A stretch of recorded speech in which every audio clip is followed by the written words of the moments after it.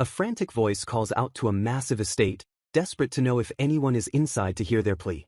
The intruder begs for permission to live there, apologizing for the sudden disturbance while asking if something happened.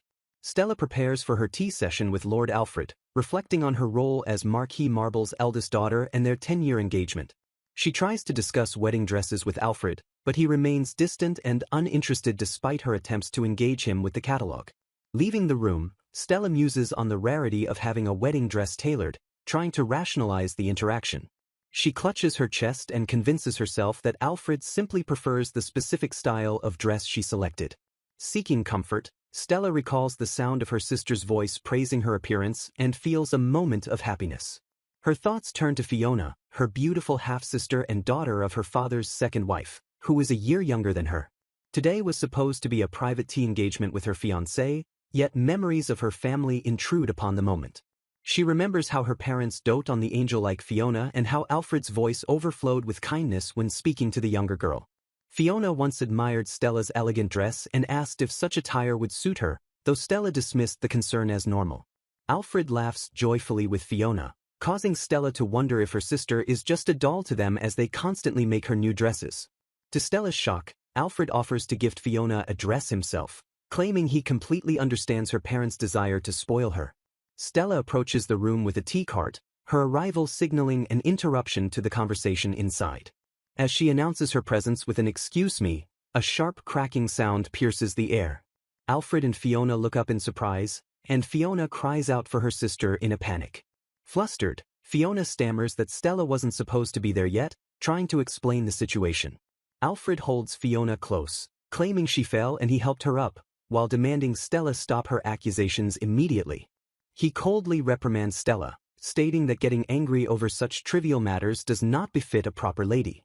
Stella realizes she is always the one in the wrong when it comes to Fiona, as Alfred expresses disappointment at her lack of concern. Forced into a corner, Stella apologizes, watching as a disgruntled Alfred decides to excuse himself from the tea. As he leaves, Stella painfully observes that Alfred and Fiona look far more like lovers than she ever did with him. Overwhelmed with emotion, she wants to run away, questioning if her only purpose is to set a nice mood for them. The tea cart stands silent and abandoned, marking the end of the disastrous encounter. In a tense confrontation, Stella faces Lord Alfred, who looks back at her with visible annoyance and disdain. She trembles and remarks that he was never this cruel before, but he remains cold and distant. Alfred snaps at her, calling her a troublesome woman and asking how something so trivial could anger her this much. Stella realizes his true feelings as he berates her, telling her she should be grateful he married her despite her lack of skill compared to Fiona. The narrative explains that a skill is a special ability awakened through divine revelation during a religious ritual at age 7. It is revealed that the original purpose of this sacred ritual is to identify the saint. The narrative establishes the existence of a malevolent force known as tainted air or miasma that permeates the world. Born from human activity, this miasma poisons the land and spawns magical beasts, necessitating a saint with the unique skill of purification to cleanse it.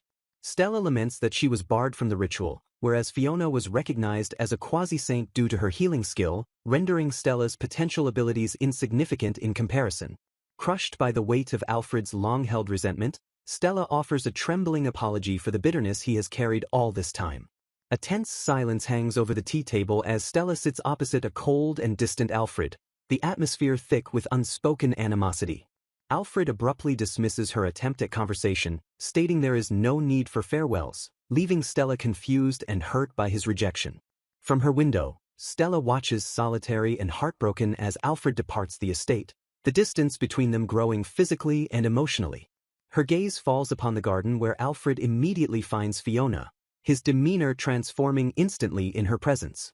Stella witnesses Alfred smiling warmly at her sister, a stark and painful contrast to the cold cruelty he shows her. The realization hits her with crushing weight that there is truly no one by her side in this world. Gazing into the mirror, she questions if her lack of love stems from the political nature of her parents' marriage. She reflects on her neglected existence, surrounded by hand-me-downs from her late mother while recalling how her servants and tutors were taken away. Despite the gloom and pale complexion staring back at her, she forces a smile to mask the loneliness consuming her. A maid interrupts her thoughts to summon her to the master, and Stella resigns herself to the belief that it is only natural for her to be unloved. Stella enters her father's study, where he sits waiting with a stern and imposing presence. He immediately reprimands her for leaving Alfred and Fiona alone in the garden, accusing her of negligence. Her father berates her for failing to win Alfred's heart and demands to know who would take responsibility if Fiona's reputation were sullied. He scorns her empty pride and claims her rebellious eyes look exactly like her late mother's, forcing another apology from Stella. A memory surfaces of her mother, who was strict but possessed a genuine kindness that her father seems unable to remember. Stella internally counters that he knows nothing of the truth about her mother, her eyes sharpening with hidden defiance. Her father catches the shift in her expression and furiously calls out that specific rebellious look in her eyes. The tension is shattered as Fiona bursts into the room without knocking, cheerfully announcing she came to play. Her father's demeanor instantly softens into doting affection, inviting Fiona to look at the ship in a bottle she wanted to see. In the same breath, he coldly orders Stella to leave, discarding her presence to focus entirely on his favorite daughter. Stella quietly excuses herself and exits the room, leaving the happy father and daughter behind in their own world. Back in the solitude of her bedroom, she tries to convince herself that such treatment is normal for political marriages among nobles. She acknowledges the painful truth that her father is capable of tenderness, but it is reserved exclusively for Fiona, leaving Stella unloved. Convinced she is the source of Alfred's unhappiness, she curls up in despair and resolves to take action to end this misery. Stella marches into the room to confront Lord Alfred, declaring that she has something important to discuss to ensure everyone's future happiness. With a steely resolve, she looks him in the eye and demands that they break off their engagement. Stella realizes she has arrived at the convent, finally understanding the destination of her journey. The nun confirms Stella's displacement, asking if she truly had no place left in her family's house, to which Stella quietly agrees. Although the nun agrees to take her in, she stipulates that Stella must work, while an angry voice from the past demands to know the meaning of this situation. The nun prepares to show Stella her room and asks if she can rely on her mother's family, but Stella explains they are in a foreign land with no ties. Upon hearing of the broken engagement, the nun expresses relief rather than pity, suggesting things will turn out all right, which brings a smile to Stella's face. In a flashback, Alfred sneers at Stella, asking what she will do next and reminding her that an engagement contract cannot be annulled so easily. He cruelly asks if she thinks anyone would want to marry a girl without a single skill, but Stella defiantly shouts that she will carve out her own happiness. Fiona interrupts the confrontation to pay her respects, and Alfred immediately fawns over her canary-colored dress, calling it truly beautiful. Seizing the opportunity, Stella asks the confused Fiona to receive Lord Alfred on her behalf, telling her she will succeed. Stella narrates how she disguised herself in an old maid's outfit and cut her hair to get money for the journey, ignoring the shout telling her to wait. Leaving a written message behind, she secretly departed from the mansion and walked away quickly, bidding her old life farewell. She recalls her dying mother's advice to go to the convent if she ever faced the unbearable, realizing her mother must have sensed the future. Back in the present, the nun shows Stella her humble room, remarking that while life may be harsh, that is just how things are. Stella offers a small pouch as a token of gratitude, though the nun insists that her contribution through work is more than enough. The item is revealed to be a precious pearl necklace with an engraved emblem, which Stella's mother left her for difficult times. Recognizing the emblem, the nun returns the pearl to Stella and muses that her mother must have belonged to a previous generation of their order. Complimenting Stella's lovely smile, the nun instructs her to take off her current clothes and change into the ragged work clothes provided. Stella beams as the nun advises her to smile often from now on, explaining that one smile always brings forth another. The nun tells Stella to come down after changing to learn the rules of living there, and Stella agrees with a determined understanding. Stella looks out from her new vantage point, gazing over the town and the birds flying freely in the sky. A profound sense of relief washes over her as she realizes she has finally escaped the suffocation of her previous life. She collapses onto the bed, staring up at the ceiling and admitting to herself that she has never felt this way before. Her new life begins immediately as she accepts her orders to start cleaning, specifically instructed to dust the higher places first. Perched on a ladder, she notes that the convent is dirtier than it looks, while remembering the nun's instruction to say, "Thank you," to the building. As she dusts the intricate woodwork, a realization strikes her behind her mask that this work is actually fun. The nun asks if something happened because of her high spirits, But Stella denies it while internally marveling at how enjoyable cleaning is. She energetically tackles her chores, wiping down the chairs and sweeping the floors with newfound purpose. Her cleaning spree continues as she polishes the metalwork and scrubs the floorboards until they gleam. The chapel stands silent and pristine, the result of her hard work evident in the sparkling clean interior. Stella wipes the sweat from her face and lets out a satisfied sigh, feeling a deep sense of accomplishment. The nuns are bewildered by the mysterious cleaning phenomenon, wondering what kind of magic could cause such a transformation. A sense of awe sweeps through the group as they realize the chapel is not just clean, but radiating a brilliance that surpasses ordinary polishing. One of the sisters marvels that the atmosphere itself has been purified, comparing the sensation to the pristine light of dawn. The sheer purity of the space leaves them breathless, asking if this refreshing feeling is indeed what the morning sun feels like. When asked about her abilities, Stella admits she has no special skill and mentions that her half-sister is the one gifted with healing. The nuns accept her humble answer with kindness, their curiosity satisfied by her honest explanation. Stella cheerfully heads to her next task, humming a soft tune as she makes her way through the convent grounds. In the bustling kitchen, she adds a tiny pinch of salt to the pot, proving that her specialty lies in domestic perfection rather than magic. The dining hall fills with warmth and laughter as the sisters enjoy the delicious meal Stella has lovingly prepared. Stella beams with pure joy, realizing that her simple efforts have brought genuine happiness to those around her. Over a cup of tea, she happily confesses to the others that she has completely settled into her new life at the convent. The door creaks open to reveal Sister Mary, who returns safely and expresses relief that her father did not force her back home. Mary sits Stella down for a private talk, offering her biscuits while proposing a surprising new job as a maid in the royal palace. She reassures a confused Stella that the duties of a maid or lady-in-waiting would be quite similar to the cleaning she already does. Mary instructs Stella to listen carefully, promising to take full responsibility for handling any matters concerning her family. Looking Stella in the eye, Mary insists that this mission is something only she can handle and is absolutely necessary for her.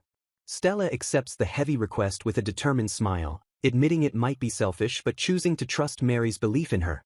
She clasps Mary's hands warmly, vowing to dedicate herself to this new duty with all her heart and soul. Mary reveals the true nature of the assignment, stating that Stella will be entrusted with caring for His Highness, Prince Cecil. Stella is struck by the weight of the name, realizing she is being sent to serve the first prince of the kingdom. Walking through the grand pillars, she learns that the prince lives in isolation, spending his time alone in a high tower.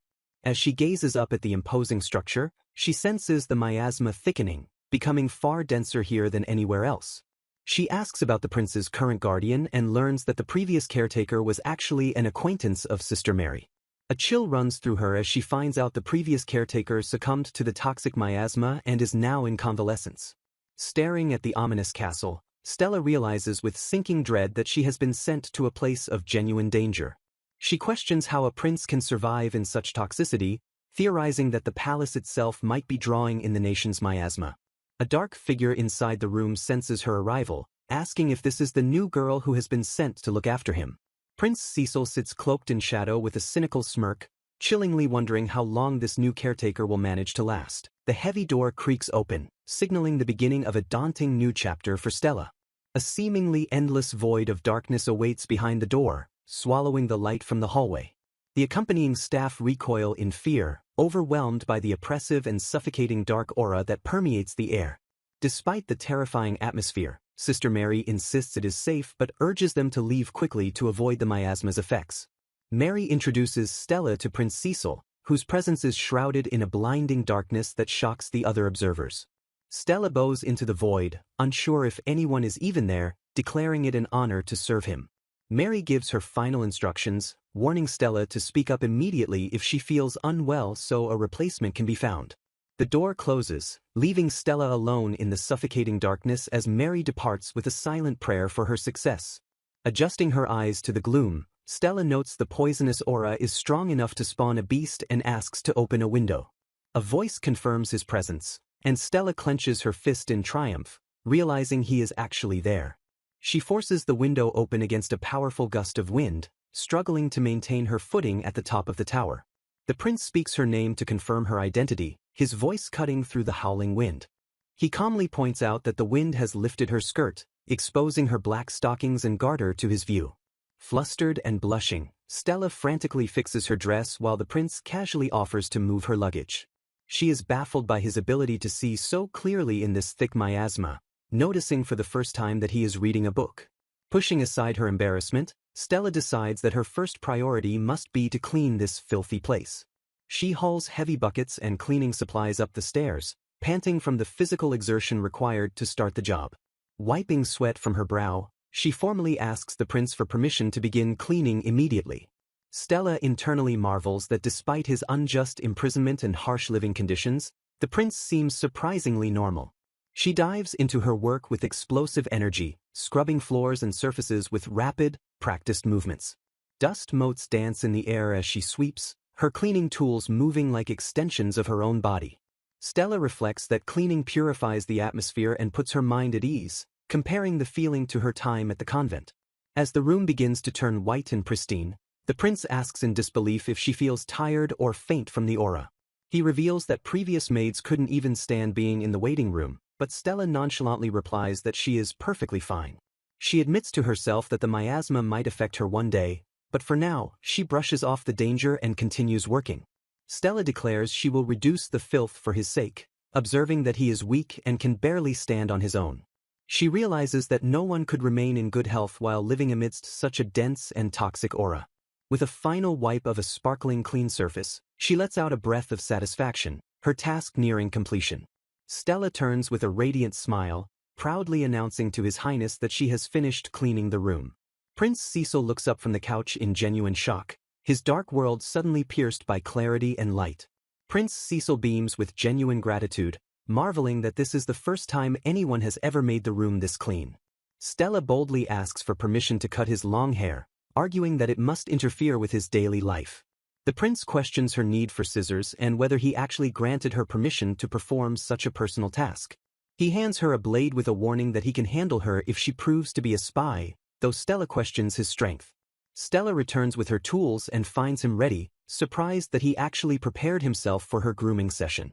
As she prepares to cut, Cecil nervously asks if she has experience, to which she ominously replies that she has done this only once. A sudden snip echoes through the room, startling the prince as he cries out for his hair while Stella laughs gently. As the locks fall away, Stella is mesmerized by the revelation of his stunning eyes, comparing them to brilliant blue sapphires.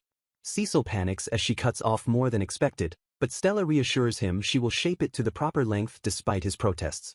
Realizing the stakes, Stella steels herself to focus, promising to be careful after speaking so boldly about her skills. The room fills with the rhythmic sound of snipping scissors as Stella works with intense concentration to transform his appearance. With the hair gone, his noble features are finally revealed, showcasing fair white skin, a proud nose, and hair as soft as silk. Stella finds herself captivated by his gaze, realizing that his eyes are the most striking feature of all. Prince Cecil stands revealed in his new look, radiating a dazzling handsomeness that transforms his entire presence. Stella admires her handiwork with immense satisfaction, declaring the result perfect despite her limited experience. Looking in the mirror, Cecil is shocked by his own reflection and asks Stella if it is possible that he is actually handsome. He admits he let himself go because no one paid attention to him, realizing only now how much time had passed in neglect. Cecil describes his isolation as an ideal life of unrestrained leisure, baffling Stella, who wonders how he endures such loneliness. He explains that the room was once completely dark with poisonous aura, admitting that the toxicity was thick enough to blind sight. Staring at her intently, he notes that perceiving the poisonous aura is something ordinary people are not supposed to be able to do. Stella tries to deflect with a joke about stockings, but Cecil presses on, admitting he only feels the aura faintly on his skin. He observes her closely, remarking that her movements and manners bear the unmistakable grace of a noblewoman. With suspicion growing, he cuts to the chase and demands to know exactly what kind of skill she possesses. Cecil asks if she is a half-saint, explaining that the ability to visually perceive the poisonous aura is incredibly rare. A tense silence hangs between them as the image of her past life flickers, and he calls out her name to demand an answer. Stella looks away and vehemently denies his accusation, insisting that she does not possess any special skill whatsoever. Two ominous crows perch on the ledge, acting as silent witnesses to the secrets of the isolated tower. Cecil stares in utter disbelief, his voice rising as he repeats the shocking revelation that she possesses absolutely no skill. A heavy silence falls between them as Stella looks away awkwardly while Cecil remains frozen in stunned realization. He shouts that it cannot be possible, refusing to accept that a noble's daughter could be completely skillless. Stella laughs nervously and tries to deflect, asking if her appearance matters even if she resembles a saintess. Cecil presses on, asking if she has seen the portrait in the Grand Hall because she looks exactly like the previous saintess. When Stella admits she never had the opportunity, Cecil is confused why a noble daughter never attended a ball. A realization strikes him, and he bluntly asks if she has been hidden away because she is an illegitimate child. He reasons that there would be no other explanation for keeping a healthy teenage girl completely isolated from society. Stella internally questions if she was the one treated as illegitimate all along, despite being born and raised in that house. Cecil falls silent, observing her pained expression as the weight of his words sinks in. He quietly calls out her name, his voice softening as he tries to get her attention. With a gentle gesture, he pats the empty space on the sofa next to him, inviting her to sit. Cecil asks why she didn't go to the temple, insisting that the ceremony is mandatory regardless of the expected result. He looks deep into her eyes and asks if the reason she didn't go was because she was afraid of her father. Stella's hands clench tightly into the fabric of her skirt, her body trembling at the mention of her father. She tries to hide her reaction, but Cecil notices the subtle shift in her demeanor and the pain in her eyes. Stella admits that a young girl has no power to go against her father's will, confirming his suspicion. A heartbreaking image of a lonely little girl clutching a teddy bear flashes in her mind, a memory of her isolated childhood. Cecil places a hand on his chin, deeply puzzled by what Marquis Marble could possibly be thinking by hiding her. He realizes the contradiction that the second wife's daughter was allowed a proper ceremony, deepening the mystery. Cecil turns to ask Stella a question, but stops abruptly when he sees tears welling up in her large eyes. Stella is overwhelmed, realizing that instead of mocking her, he is showing her genuine understanding and kindness. A wave of indescribable gratitude washes over her, filling her heart with a joy she has never known before. She frantically wipes her tears as Cecil teases her, asking if she is crying because his handsomeness made her fall for him. Stella immediately denies his narcissism with a flat expression, snapping out of her emotional moment instantly. She wipes away the last of her tears and smiles, agreeing to leave the difficult questions for another time. Cecil looks at her with relief, glad that his teasing successfully stopped her from crying. He offers to go get dinner himself, but Stella panics and insists that she will go get it immediately. As she descends the endless spiral staircase, she complains about the exhaustion and wishes for a slide to go down. Stella returns with the food and boldly suggests that they should eat the meal together. She argues that eating alone when someone is nearby is lonely, and Cecil reluctantly agrees to her proposal. Stella proudly presents the dishes, boasting that their cook is top class as Cecil prepares to eat. Cecil thanks her sincerely, remarking that the food tastes even better when the room is this clean. He compliments her elegant table manners, noting they are exactly what one would expect from a distinguished family. Cecil asks for her age, and after she answers 19, she asks him for his age in return. He reveals he is 17, and Stella notes internally that he is the same age as her younger brother. Cecil wonders aloud about the succession, finding it strange he was skipped despite no major issues. Stella finally asks the question that has been on her mind. Why is a prince confined in this tower? He answers simply that it is because of his skill, casually revealing it is the terrifying power of destruction. Cecil raises his glass and asks Stella if she truly wishes to know the nature of his power. He declares with a chilling calm that if he wished, he could destroy absolutely anything. To Stella's horror, the glass in his hand disintegrates into dust, cascading through his fingers like sand. Stella watches the dust settle, asking if such a dangerous skill makes him unsuitable to be a king. She reflects that despite his power, he does not seem like the type to flaunt it carelessly. However, she acknowledges that the mere existence of such power would inevitably terrify the people. Cecil scoffs at the idea of a royal life filled with bowing crowds, clearly finding it repulsive. He reveals that his skill attracts harmful things, explaining why he must remain isolated in the tower. Stella listens in silence, finally understanding the true reason for his confinement. She realizes the dense poisonous fog surrounding them is a direct manifestation of his skill's curse. Furious, Stella snaps that he is just using the skill as an excuse to justify his laziness. Watching him, she wonders if the fog is slowly corroding him, turning destruction into ruin. Cecil abruptly shifts the topic, stating his belief that Stella is the true legitimate heir of House Marble. He deduces that the second wife manipulated events to swap Stella's position with her own daughter. Stella questions if such a swap is even possible, doubting that the ceremony could be faked. Cecil argues that a 7-year-old would believe adults, especially since her mother was bedridden and helpless.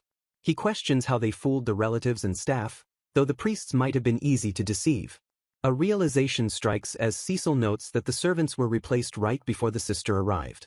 They deduce that cutting off contact with her mother's family was likely a key part of the scheme. Cecil suggests the modest funeral was a way for the second wife to hide the death and take over. The cruelty of the situation hits Stella, and she trembles at the unbearable weight of the betrayal. She tries to deny it, wondering if they are simply overthinking the events of the past. Cecil declares with a smirk that they should investigate the truth themselves to be sure. Stella is surprised and asks if His Highness intends to join the investigation personally. With a charming smile, Cecil proposes that they go out on a date tomorrow to start their inquiry. Stella panics and flushes bright red, while Cecil quickly apologizes for his slip of the tongue. Stella stands before the Grand Temple, which is surprisingly introduced as the kingdom's #1 dating spot. She immediately shoots down the notion with a sharp retort, calling out the absurdity of the claim with a flush of embarrassment. Walking through the grounds, Stella admits to feeling annoyed while Cecil asks if she was surprised by his sudden invitation. Cecil smiles brightly, remarking that his body feels much lighter thanks to her, triggering a flashback to the previous night. In the flashback, Stella struggles to carry a heavy bucket of hot water she prepared for his bath. Cecil casually disrobes to let her wash his back, leaving Stella flustered and averting her eyes from his sudden nudity. He claims that when he uses his skill to destroy water it turns hot, leaving Stella completely baffled by his explanation. Cecil admits he doesn't fully understand the principle either, but insists that any skill depends on how it is used. As Stella looks at his exposed back, she is surprised to find it unexpectedly broad and manly despite his fragile appearance. She snaps out of her daze and begins scrubbing his back, focusing intently on the task at hand to hide her embarrassment. Cecil marvels at the sensation, feeling as if the dark energy is physically leaving his body under her touch. He points out that something is increasing, catching Stella's attention as she continues her work. Turning back with a charming smile, he tells her to look forward to their date tomorrow. Stella realizes their destination must be the temple, understanding they might find information about the ancient rituals there. She touches his back gently, thinking that despite their short time together, his kindness has been invaluable. Cecil teases her by asking if she was fond of him, but she flatly denies it while he thanks her anyway. Realizing his life is filled with loneliness, Stella offers to help him if he ever falls in love or needs to send secret letters. Cecil dismisses the offer breezily, asking instead if something is bothering her. Stella moves to wash his hair, internally noting that for all his royalty, he sometimes acts like a childish late bloomer. She finishes rinsing his hair and declares that the task is complete. Cecil stares up at her with intense eyes, making Stella nervous as she dries him. He asks her to close her eyes and she complies, wondering what he intends to do. He gently touches her face, complimenting her skill and admitting that he feels incredibly relaxed. Stella feels his gaze lingering on her even with her eyes closed, finding the atmosphere strangely intimate. Cecil offers to help wash her in return, but Stella panics and politely declines before rushing out. Once outside the room, she leans against the door, her heart pounding violently in her chest. Later that night, Stella collapses into bed, completely exhausted from the day's events. She wakes up before dawn, sensing a disturbance and wondering if Cecil is feeling unwell. Rushing to his room, she finds the dark energy has returned, swirling ominously around him. Stella waves her duster with furious speed, physically battling the returning miasma to clear the room. She throws open the window to let fresh air in, determined to change the atmosphere. Cecil groans in his sleep, shivering from the cold and looking like he is in pain. When he wakes up confused, Stella invents a ridiculous story about a dancing gorilla chasing the bad dreams away. Cecil accepts the absurdity with a smile, noting that it is a good thing the scary dreams are gone. His expression softens as he asks Stella if she would stay with him a little longer. He asks her to hold his hand, and she agrees while joking that the gorilla will keep him safe. Stella realizes he is starved for human warmth and hesitates, feeling a bit embarrassed. She suddenly shivers, realizing that leaving the window open has made the room freezing cold. Looking outside, she quotes a passage about the purity of the morning sun as the first light of dawn begins to appear. Together they watch the beautiful sunrise, sharing a quiet moment of connection as the new day begins. Cecil stops Stella from closing the window, gently holding her hand while asking to enjoy the breeze a little longer. They stand together bathed in the ethereal glow of the morning sun, watching the light wash over the world in silence. A sudden sneeze shatters the romantic atmosphere, yet Cecil keeps his grip firm on her hand. Stella admires his silent profile as the perfect prince, though she secretly gloats that she was the one who styled his hair. The horse waits patiently as Cecil remarks that the temple is so close it wasn't even worth taking a carriage. He immediately drops the princely facade to complain about his exhaustion, leaving Stella exasperated. Cecil childishly wishes the tower stairs were a slide, and Stella excitedly agrees that the descent drained her energy too. A flustered priest rushes to greet them, honored by the sudden arrival of His Highness Prince Cecil. Cecil wastes no time on pleasantries, demanding to be led to someone who knows about a specific ritual from 10 years ago. The priest darts off like a frightened rabbit to obey the command, terrified by the prince's imposing presence. An elderly priest arrives to answer their questions, though he seems confused by the sudden interrogation. Seated at a long table, Stella feels a shiver of fear at Cecil's power but steels herself for the answers to come. The old priest confirms he remembers the event, though he asks Cecil to speak up due to his fading hearing. He recalls that the girl left a strong impression because she was different, prompting Cecil to ask specifically about Stella Marble. The priest eagerly agrees to share the details, his memory sparked by the specific name. He begins rambling about ginger tea and the weather, but a smiling Cecil sharply orders him to skip to when Stella appeared. The priest describes how the girl looked around nervously and behaved strangely, unlike the composed nobility around her. He recalls the Marquis declaring his choice was correct and confirms the girl had blonde hair when the word healing appeared. Cecil catches the anomaly in the Marquis's words, noting that correct is a strange thing to say about one's own daughter. He concludes that the Marquis swapped the sisters for the ritual, and the priest excuses himself as the truth comes to light. Stella is shaken by the revelation, unable to fathom that her father would go to such lengths out of jealousy. Cecil advises her not to spiral into overthinking, urging her to focus on the path forward instead of the past. Stella expresses her deep gratitude for this opportunity, but Cecil looks at her with a knowing, serious expression. He declares that the real investigation is only just beginning, signaling that their work is far from over. Prince Cecil greets the High Priestess with warmth, remarking on how dignified she has become since their last meeting. When the prince asks for a guided tour before the rituals, the High Priestess firmly refuses, citing the strict prohibition against outsiders. Cecil presses on by asking if the temple is truly empty, to which she concedes that staff enter occasionally only for cleaning purposes. As the maid approaches, the High Priestess praises her exceptional skill, noting that every place she touches shines without a speck of dust. The maid curtsies elegantly, prompting Prince Cecil to exclaim in delight at the marvelous sight. Stella offers to handle the cleaning herself, surprising the High Priestess who watches her attend to a pillar. While Stella meticulously cleans the dust from the crevices, the prince assures the skeptical priestess that she will be pleased with the work. Cecil thanks the priestess prematurely for the purification, though she dismisses his gratitude as too early while he grins at Stella's work. Observing the dazzlingly white floor, the prince praises Stella's well-deserved reputation as a cleaning expert and asks if she has evolved. Cecil reveals that the sparkling cleanliness is actually the power of purification, shocking the High Priestess with this sudden revelation. The flustered High Priestess denies receiving any divine revelation about this, realizing with shock that Stella possesses the saintess's skill. They discuss Stella's complicated family history, noting she was considered talentless while another daughter received the revelation of the name Stella. Despite the confusion surrounding her lineage, the High Priestess acknowledges that the girl's divine gift is plain to see. Cecil speculates that Stella might be a distant relation to the former saintess due to her mother's origins and their physical resemblance. Determined to prove his theory, the prince demands that they let Stella touch the crystal immediately. The High Priestess hesitates because using the crystal outside rituals is forbidden, but Cecil implies this was the main event he spoke of. Relenting to the pressure, The High Priestess agrees to witness the attempt alongside His Highness. Cecil ignores Stella's protests about not being mentally prepared, declaring that she completed her preparation 10 years ago. With a forceful shove, the prince pushes the panicked Stella toward the altar, insisting that everything will be fine. Stella stands before the glowing crystal sphere, flanked by the prince and the High Priestess as the moment of truth arrives. As she faces the crystal, Stella reflects on the 10 years that have passed and how she was previously unable to reach this place. Her thoughts drift to Sister Mary as she wonders if the woman knew things would eventually turn out this way.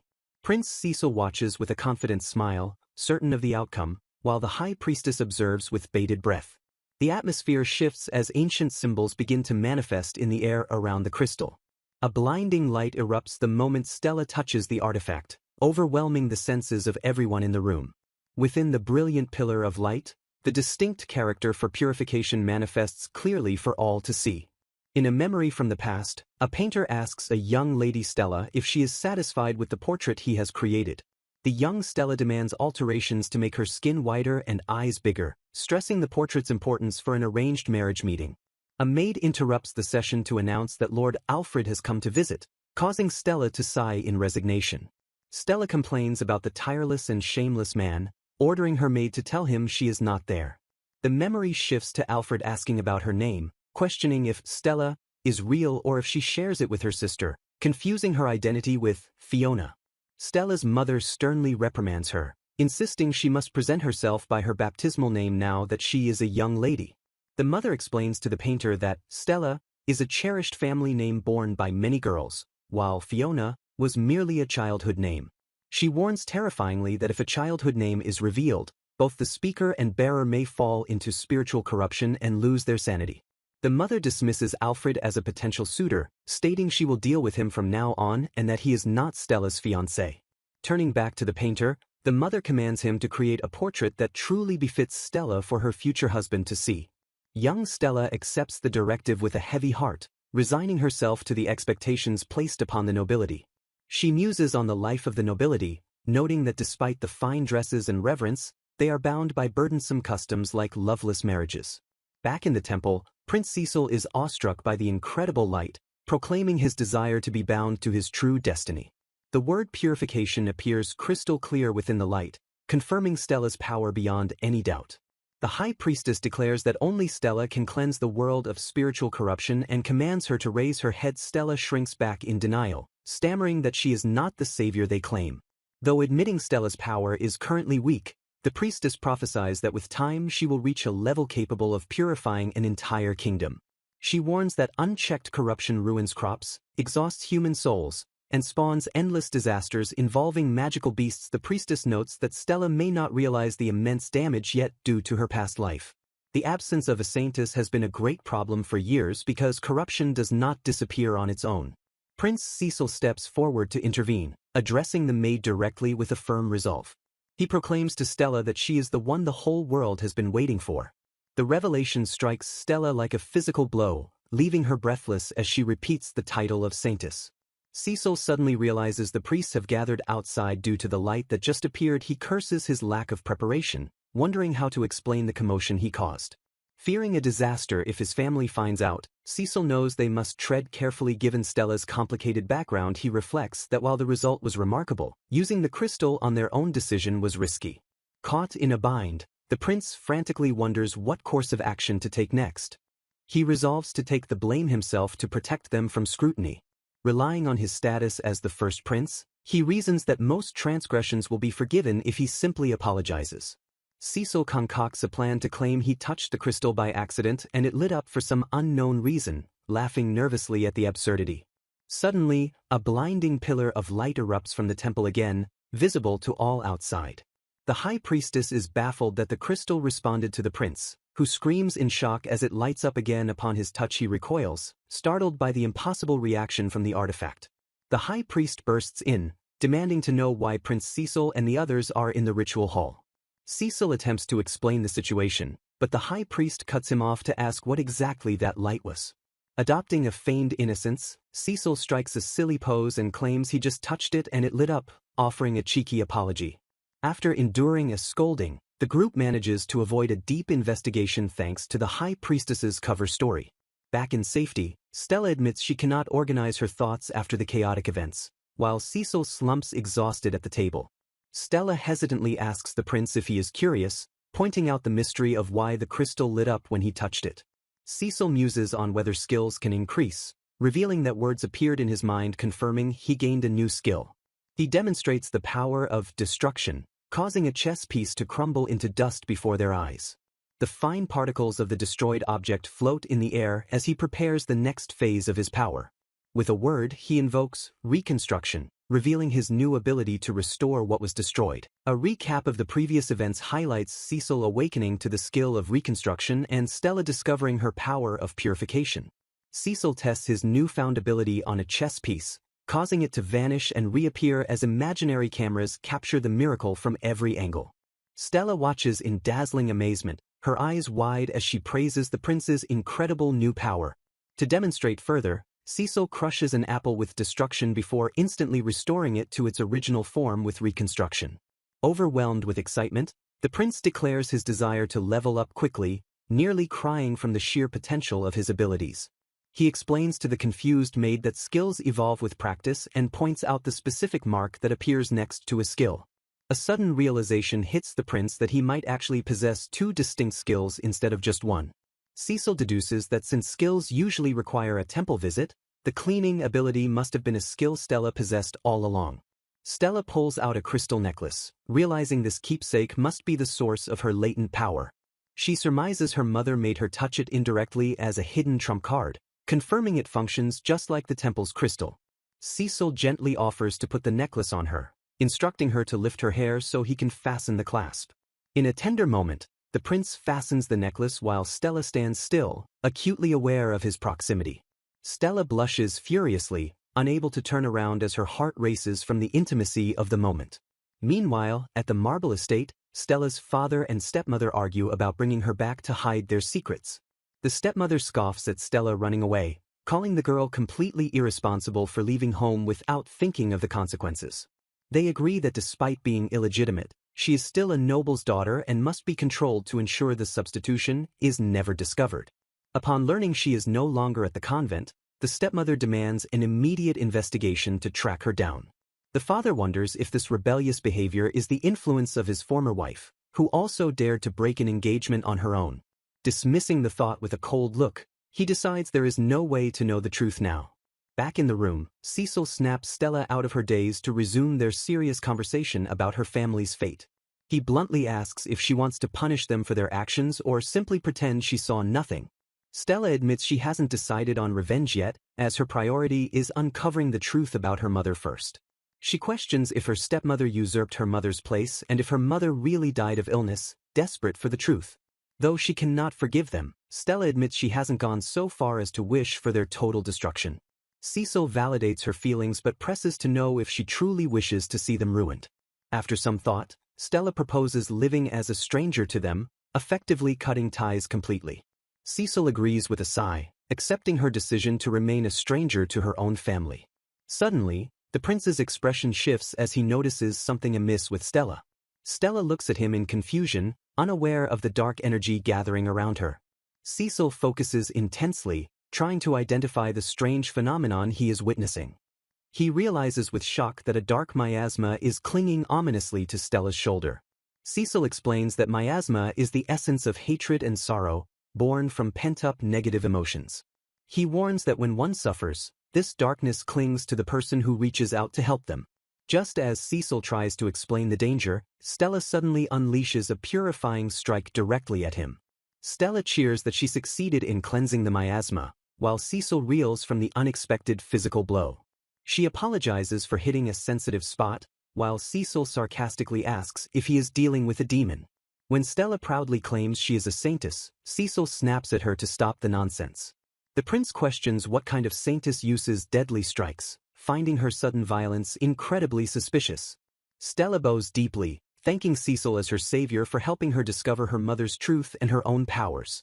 With renewed resolve, she vows to protect him from now on, no matter what happens. Stella realizes that the dark miasma is drawn to the prince because it instinctively perceives him as its savior. She understands that the darkness clinging to him is actually seeking salvation, marking him as the chosen one. Looking at him with new resolve, Stella vows she cannot ignore someone who attracts such suffering, wondering if this burden is eternal. She internally pledges to be of help to him, solidifying her determination to stay by his side. Cecil acknowledges her silent support with a gentle smile, thanking her for her understanding. With the serious moment past, the prince abruptly shifts gears and declares it is time to move on. He instructs Stella to report the day's events to the king and bids her a safe return. As she leaves, Stella clutches her chest, wondering anxiously how their complex situation will unfold from here. Seeking a distraction from her heavy thoughts, she decides to refresh herself with her favorite activity, cleaning. A sudden realization stops her in her tracks as a terrifying memory from earlier flashes through her mind. She recalls how Cecil used his destruction and reconstruction skills to instantly transform a door into a makeshift sled. The flashback reveals the violent impact as the door was shattered and reshaped in the blink of an eye. Stella screams in retrospective terror, furious that he didn't warn her before launching them down the slope. She realizes with a start that His Highness must have used the same reckless method to descend earlier. A practical thought strikes her that while sliding down is fast, climbing back up requires physical strength he might not have used. Turning her attention to the garden, she notices withered plants, likely drained by the miasma gathering around the prince. However, she marvels that the air feels significantly fresher and clearer than it did just moments ago. She realizes her saintess power is actively purifying the wind, cleansing the miasma as soon as it blows in. Stella stands amidst the sparkling particles of light, wiping her brow after her spontaneous purification. The castle gates stand tall in the purified atmosphere, the gloom lifted by her unconscious efforts. Stella reflects that cleaning is truly therapeutic, noting how it aligns her thoughts and lifts her spirits. Her peaceful moment is shattered by a sudden, ominous rustling from the dense bushes nearby. Terrified, she stares at the shaking foliage, fearing it might be a demonic beast rather than a mere mouse. An ominous growling from the dense foliage stops Stella in her tracks, making her fear that a dangerous magical beast is lurking nearby.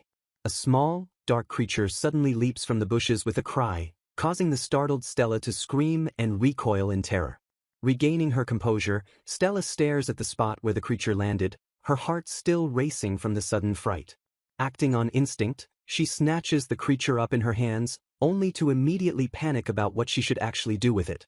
The creature struggles against her grip as she tries to identify the squirming ball of fluff she has captured. Stella realizes it is a bird-shaped magical beast but finds it surprisingly cute, hesitating to use purification because it would erase the creature's existence. She feels the creature's desperate plea to live alongside its hatred and pain, making her question the morality of simply erasing it. Her internal conflict is interrupted when Prince Cecil returns from his audience, accompanied by a distinguished older man. Cecil introduces the imposing figure as his father, His Majesty the King, shocking Stella, who meets the monarch for the first time. The king commands her to raise her head, and Stella is inwardly impressed that he speaks exactly like the royalty in her books. His Majesty's sharp eyes immediately spot the dark creature in Stella's hands, and he questions if she found the magical beast here. Stella confirms she found it frightened and restless, while the king inquires if she sustained any injuries from the encounter. The king grimly states that magical beasts, especially birds, grow fast and are a nuisance, ordering that they must get rid of it quickly. Stella recoils at the harsh command, pleading with them to wait and calling the immediate execution of the creature cruel. Cecil prepares to destroy it before it can harm anyone, but Stella shields it with her body, insisting she must purify it first.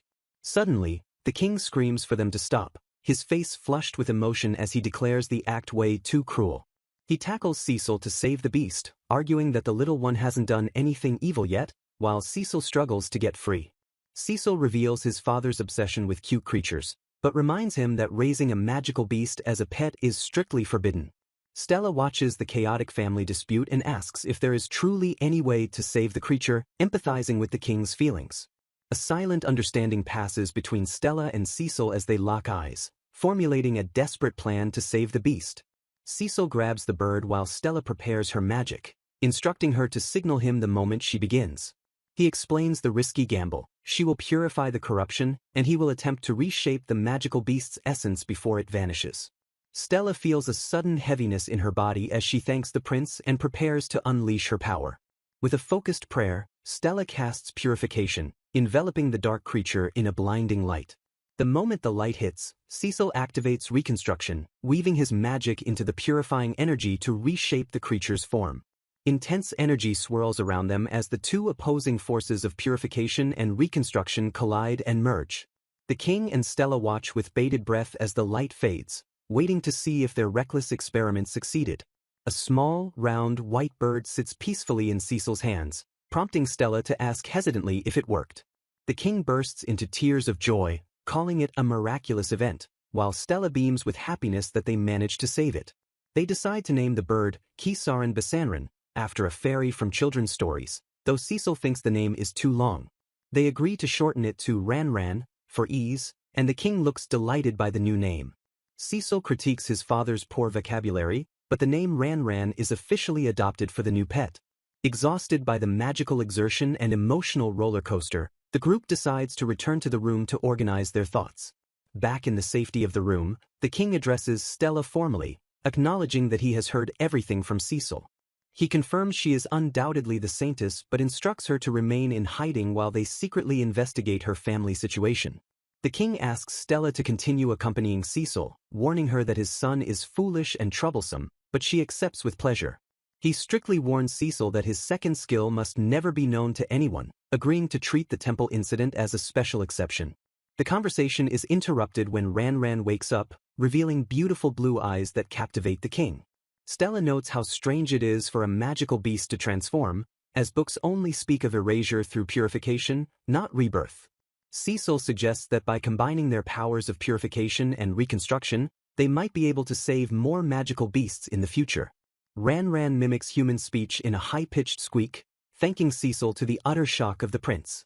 Stella pities the creature for its strange behavior but flushes bright red when Cecil teases her about being embarrassed. The little bird pecks relentlessly at Stella's hand, causing her to cry out that its pointed attacks are unfair. Ranran puffs up to absorb the surrounding miasma, prompting Stella to complain about being the only target of its antics. Cecil theorizes that if the creature can internally purify the mist, it truly deserves the title of sacred beast. The trio dubs themselves the guardians of care, health, and love, vowing to watch over Ranran's growth together. After spoiling the bird rotten, His Majesty returns to the palace, leaving Cecil to remind Stella about maintaining her cover story. Stella sighs that she wishes the king were more serious, just as Cecil steps in to inspect her palm. Concerned about the wound Ranran caused earlier, Cecil asks permission to test his reconstruction skill on her skin. Stella hesitates briefly but realizes that if he can heal injuries, he could save countless lives in the future. With renewed determination, she thrusts her hands forward and urges him to proceed with the experiment immediately. A soft light glows as Cecil focuses his power, initiating the delicate process of reconstructing her damaged tissue. Cecil apologizes for the sharp pain, but Stella reassures him that the slight sting is perfectly fine. Stella gazes at the prince with wide eyes, visibly moved by his gentle care and the success of his magic. She marvels at the versatility of his skill, relieved and grateful that the wound has completely vanished. Cecil turns his attention to an empty bucket, narrowing his eyes as he visualizes a new application of his power. Water suddenly gushes into the pail as he successfully reconstructs the moisture from the air itself. Stella beams with delight, realizing this convenient trick saves them the trouble of hauling water upstairs. While Cecil relaxes with a book, Stella busies herself with chores, wiping down the window frames. Ranran begins to spin rapidly in midair, creating a small vortex that catches Stella's attention. The bird chirps happily as it manipulates the wind, showing off its newfound magical ability. Stella praises the clever creature for its help, thanking it for making her work easier. Motivated by the help, Stella declares she will clean the windows too, startling the prince with her sudden energy. Cecil reveals a portrait he reconstructed from dust, but Stella mercilessly wipes it away the moment she declares the cleaning finished. The prince mourns his lost art while Stella stares at the empty pane, blushing at the realization of how he sees her. She wistfully asks if there is a skill to save states, wishing she could have preserved the fleeting image. A strange mix of relief and regret washes over her as she processes the intimate moment. Cecil threatens to paint her on a giant canvas next time, causing Stella to scream in protest as the bird chirps happily. Prince Cecil stares in disgust at the affectionate display before him, declaring that the situation is becoming dangerous. His father rubs his face lovingly against the fluffy bird, prompting Stella to ask if this strange behavior is what the prince meant. The king defends his actions by claiming he is raising the bird outside, though he continues to snuggle it intensely. Cecil steers the conversation back to serious matters, revealing that the investigation into the Marquis Marble's household has yielded results. The prince instructs Stella to sit down as he prepares to share the heavy news he has uncovered. He watches her eat a sweet treat to calm her nerves, gently asking if she finds it tasty to ease the tension. Cecil reveals the shocking truth that no report of remarriage was ever submitted, meaning Stella's mother is officially considered alive. He explains that the second wife exploited a scrap of paper to steal her identity, leaving Stella's true mother buried without a farewell.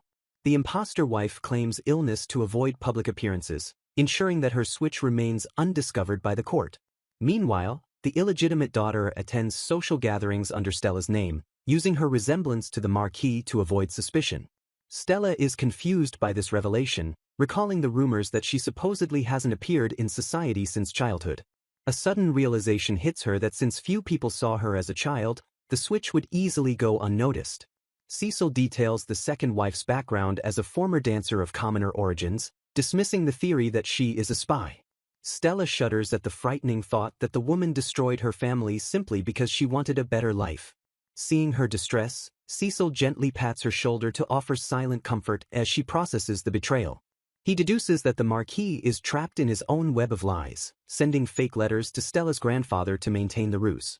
The king recounts the tragedy of the bride's arrival, revealing that bandits attacked the carriage and held Stella's mother captive.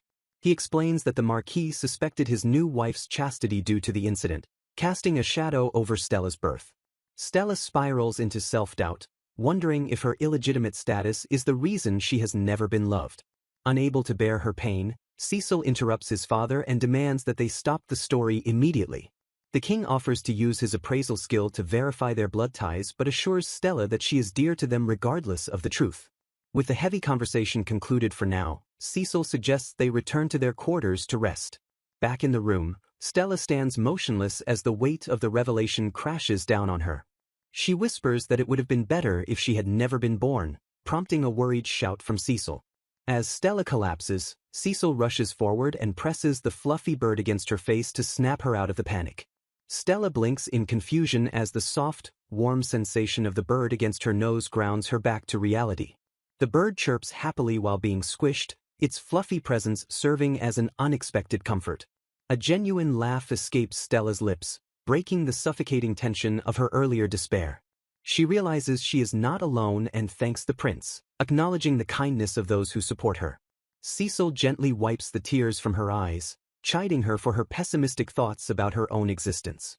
He confesses that her tears worried him deeply, showing a rare moment of vulnerability. The prince gazes at her with soft eyes, relieved to see her recovering from the emotional shock. Stella touches her cheek, realizing she was crying, and reassures him that she is fine now. She accepts his care with a quiet grace, letting go of the dark thoughts that momentarily consumed her. Suddenly shifting the mood, Cecil dons a thief's cloth mask and announces his plan to sneak into the palace gardens. Stella is flabbergasted by the sudden mission, panic rising as he reveals they are going right now. Cecil explains his intent to confirm if her half-sister is impersonating her at the Semi-Saintess tea party. Energized by his resolve, Stella agrees to the infiltration and declares she is ready to follow him. They sneak into the vast garden maze, where Cecil reminisces about playing hide-and-seek with his siblings. Cecil playfully offers Stella a matching cloth mask, but she politely declines the ridiculous disguise. Cecil clicks his tongue in irritation as he confirms that the imposter named Fiona actually exists.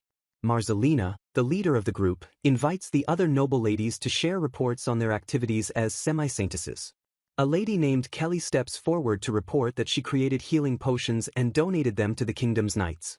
Marcelina praises Kelly's pharmacy skills, noting that she advanced her abilities despite the miasma causing poor harvests.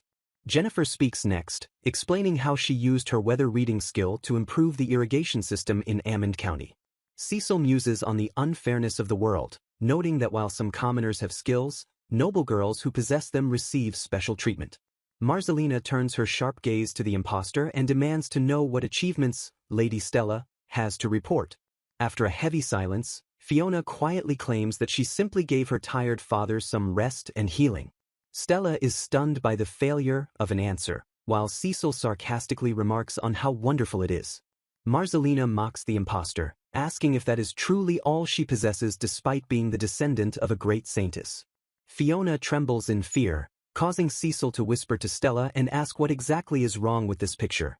Another lady points out that Fiona's dress is dirty and asks if she suffered burns, though the girl insists she is fine. When Fiona tries to leave, Marcelina scolds her for not saying, "Excuse me," leading Stella to realize her sister is being bullied. Stella watches the cruel display with a pained expression, unable to understand why her sister faces such hostility. Cecil suddenly spots a magical disturbance ahead and snaps Stella out of her thoughts to focus on the threat. He identifies a contaminated water source that could cause dire consequences and points to a well behind the garden. A massive surge of corrupted water erupts from the well, splashing violently as the danger reveals itself. Terrifying slime monsters manifest from the tainted liquid, causing Stella to scream as they lunge forward. Cecil identifies them as split bodies created by the poisonous miasma and warns that they will multiply endlessly. Stella casts a powerful purification spell, enveloping the monsters in light while Cecil asks if she is all right. As Stella catches her breath, Cecil dries his clothes with magic and declares they must find the main body to stop the spread. They approach the well cautiously, suspecting that the source of the infinite slimes is hiding inside the shaft. Cecil curses as he realizes some of the split bodies escaped and are heading straight for the ladies at the tea party. Panic erupts as the slime monsters attack the ladies, with screams for help piercing the air as Stella and Fiona are caught in the chaos. Cecil takes command, ordering Stella to purify the slimes clinging to the people while he handles destroying the ones further away. He hands Stella a magical tool to draw attention to himself, instructing her to rely on him since he cannot yet reveal the saintess's existence publicly. Stella nods with determination, understanding her role in his plan to save everyone without exposing her secret. In perfect synchronization, Stella unleashes purification to save the victims while Cecil casts destruction to obliterate the threatening monsters. The noble ladies stare in shock as the dust settles, whispering in disbelief upon recognizing their savior as Prince Cecil himself. Ignoring the murmurs, Cecil maintains his disguise with the cloth mask while continuing to feign his purification abilities.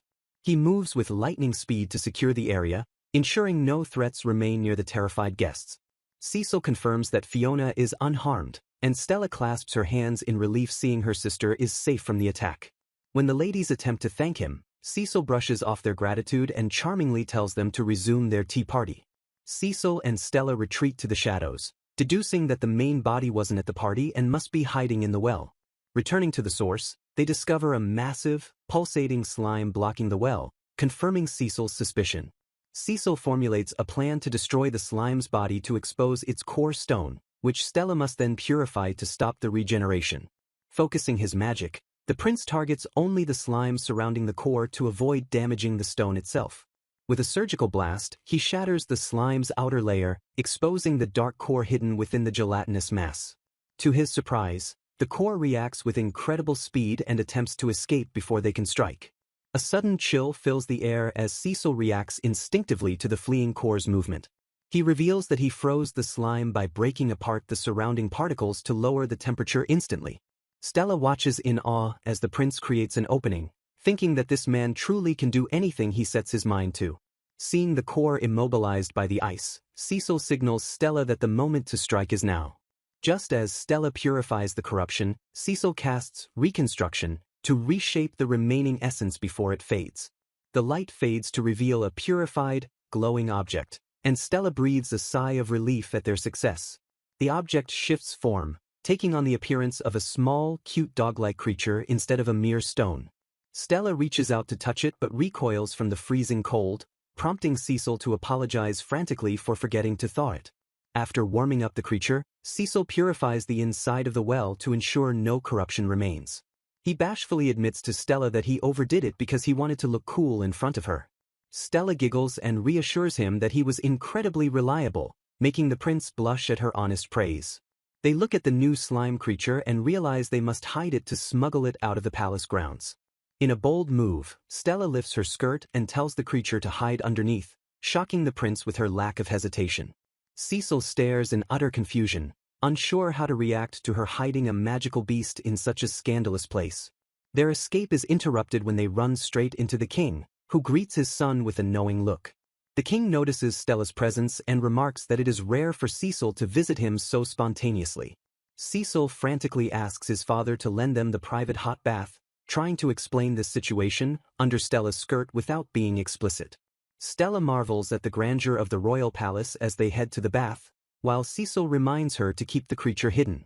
Once safe, the king prepares to introduce Stella to the only other person he trusts with her secret. He explains that aside from Cecil and himself, there is one person whose trust is absolute and essential for their future. Stella admits that while she is grateful for the support, the magnitude of the secret is becoming a little scary.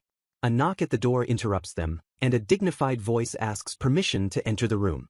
The queen enters, surprised to see her husband and son together in such a private setting. Cecil greets his mother formally, while Stella stares in shock, realizing she is standing before the queen of the realm. The king introduces Stella to his wife with a smile, prompting Stella to bow deeply and express her honor at meeting Her Majesty the Queen. Gesturing to the nervous girl, the king confirms that this is indeed the Saint Stella he had previously spoken of. When the king jokingly suggests making Stella a queen as well, his wife scolds him for his cruelty before ordering Stella to come closer. The queen observes that while Stella is dusty, her silver hair is undeniably beautiful, and decides she must have a prettier dress immediately. Outraged by the unfairness of Stella's small room compared to the impostor's luxury, the queen declares she will build a special room in the tower.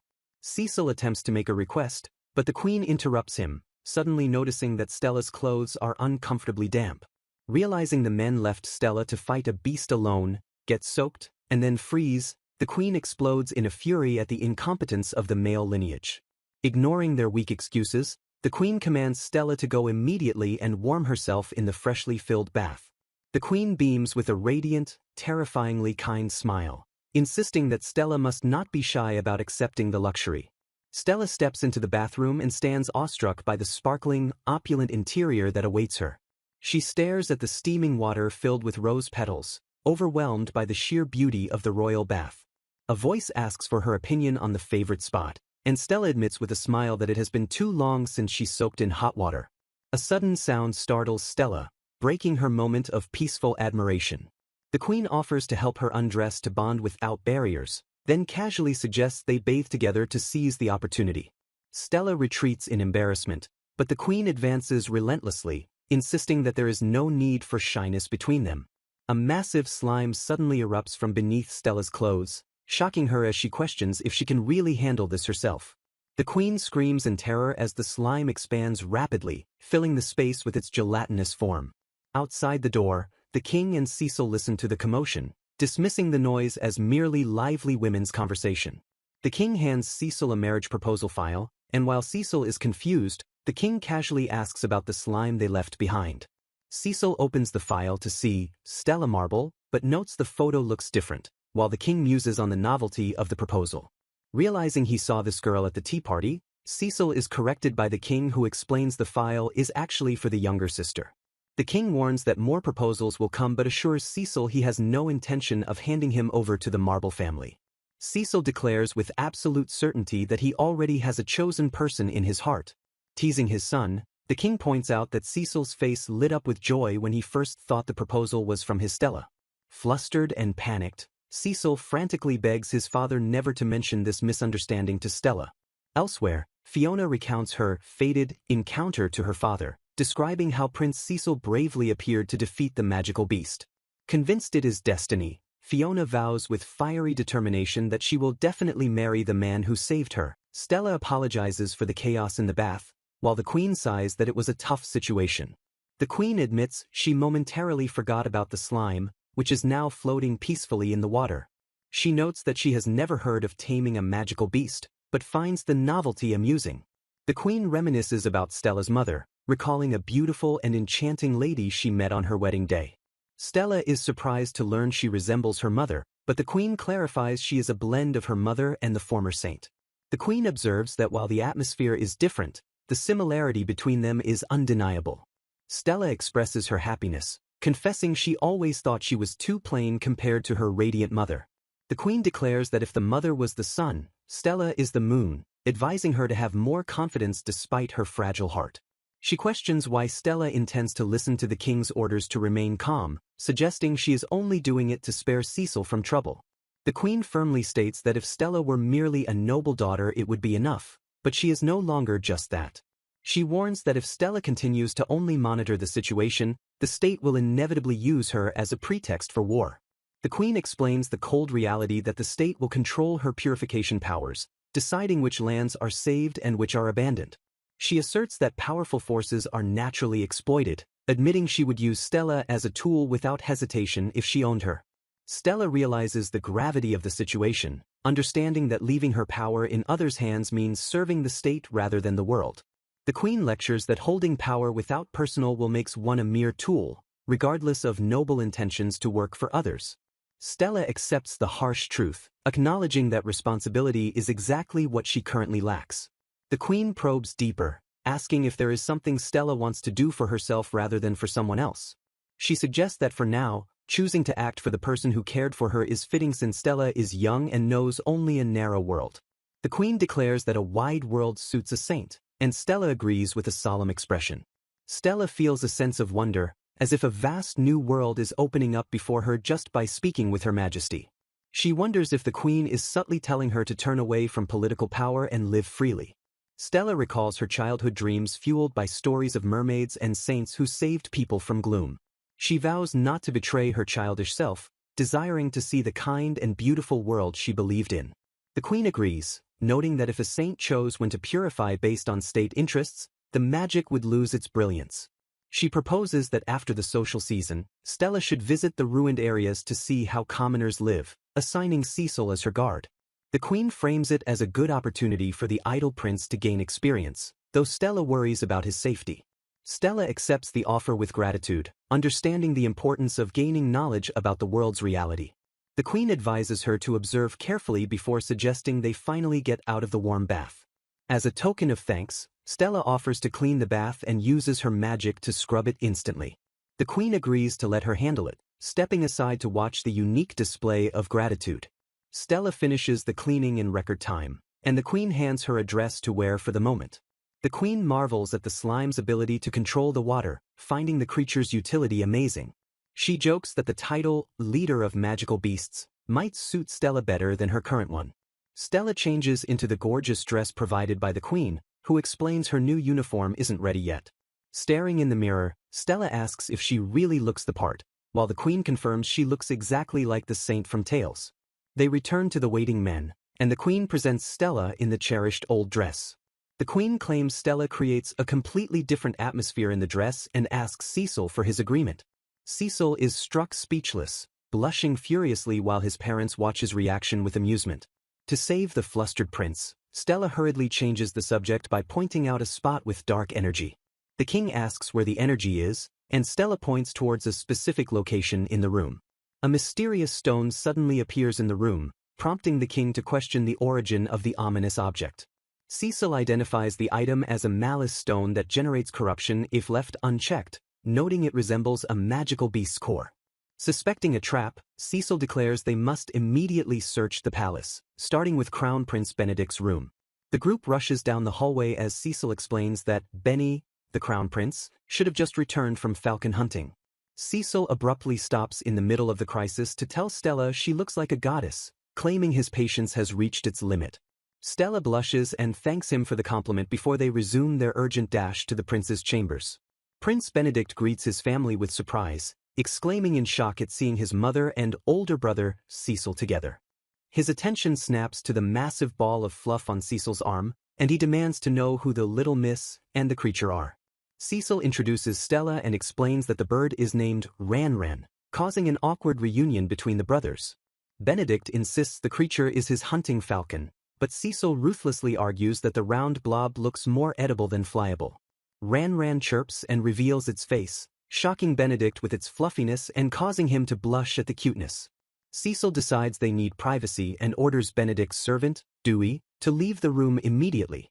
Dewey bows respectfully and exits, leaving the royal family alone to discuss the grave matters at hand. The queen confides in Stella that the information is overwhelming, but she trusts Stella to watch over the Marble family. Cecil presents the malice stone to Benedict, explaining that they came to ensure none of these dangerous items were in his room. Realizing the danger, Benedict bows his head and declares it an honor to witness the saint's purification ritual firsthand. They trace the dark energy to a painting, discovering that the malice stone possesses the highest concentration within the artwork. Benedict realizes the stone was used as pigment, admitting he has suffered nightmares of a beast emerging from that painting for generations. Stella condemns the wicked scheme and prepares to cleanse the artifact of the malice that has plagued the prince. A massive cloud of darkness releases as Stella purifies the painting, while Cecil smugly boasts to his brother about the discovery. Cecil argues that the hard-working Benedict deserves the throne, condemning the factions that try to reinstate Cecil as the crown prince. The king praises Benedict for his resilience, acknowledging the heavy burden his son has carried so well. Stella gazes at Prince Benedict, recognizing the quiet strength of the man who bears the weight of the kingdom. Stella stares in awe at the goblets, her hands clasped tightly as if in prayer. Cecil brings up the strange phenomenon she mentioned earlier, prompting the startled Stella to ask what she was doing just now. Stella models her new-made outfit while Cecil compliments her, and she notices he has changed his clothes as well. Cecil admits he can no longer wear shabby clothes since he leaves the tower more often, teasing that he thought her old outfit was a nightgown. When Cecil asks about the phenomenon again, Stella tries to be humble, but he insists it is a great discovery thanks to her. Cecil presents the goblets, showing that the one wiped with the purification spell sparkles with a distinct brilliance compared to the others. He explains that the purified goblet has the unique ability to continuously purify the tainted aura around it. They realize that this effect essentially creates a small-scale sacred sanctuary within the room. Excited by the potential, Cecil decides to take the experiment deeper and asks for Stella's assistance with a specific item. He reveals the malice stone found in Benny's room and asks Stella to purify it so he can craft a medal for his brother. Stella is deeply moved by Cecil's kindness, realizing he wants to praise his hard-working brother in a tangible way. Cecil shocks Stella by revealing he will rebuild the stone using precious metals from his own personal belongings. A brief transition marks the time they spend working together in the workshop. Stella asks Cecil if there is anything he wants to do for himself, echoing the question once asked of her. Cecil deflects by saying he is fine as long as he aids Benny, but Stella presses him to name a desire that is solely his own. The prince confesses that he gave up the throne and retired to the tower entirely for the sake of his younger brother. Stella smiles gently, noting that they are somewhat alike in their tendency to live for others. The medal is completed in the shape of a star, and Stella admires its beauty. Cecil explains that the star emblem was chosen for him at birth and asks Stella to consecrate it with enthusiasm. He jokes that the symbol might deter those plotting to restore him as king, though he claims it is merely a plaything. Cecil points out the linguistic connection, noting that star was pronounced Stella in the old language. He gazes at her affectionately, asking if that connection doesn't make the symbol even more meaningful. Stella blushes and calls him unromantic for labeling it a coincidence, flustered by the intimate implication. The mood is broken when the bird pecks Cecil's hand, causing him to wince in pain. In the marble estate, Fiona recounts the prince's heroic feat of defeating the monster to her father. She excitedly asks her father to arrange a marriage with the hero, but the Marquis remains distracted and distant. The Marquis stares out the window, his mind preoccupied with official affairs and a lingering anxiety. He asks his wife if she sees the girl outside, noting that Stella does not resemble him at all. Marion plants a seed of doubt, suggesting that while Fiona looks exactly like him, Stella's lineage is questionable. The Marquis clenches his fist, his heart filled with suspicion and unease. He recalls his constant anxiety, feeling a deep sadness over the lack of understanding he received. In a flashback, Marion manipulates him, feeding his pride and suggesting how wonderful it would be if they lived together. Marion smiles with a triumphant, manipulative grace as she secures her hold on him. A memory surfaces of someone asking the Marquis about his first wife catching a cold. The Marquis is shocked to recall the doctor saying his wife was possessed by a tainted aura, linking it to a handmade biscuit. He questions how a woman descended from saints could possibly be affected by a tainted aura. The doubt leads him to the conclusion that his wife was impure, meaning Stella is not his true daughter. He considers investigating if the guard knight is the father but refuses to perform an assessment to avoid public shame. Marion schemes in the past, declaring that Fiona must be protected and urging him to take drastic action since divorce is impossible.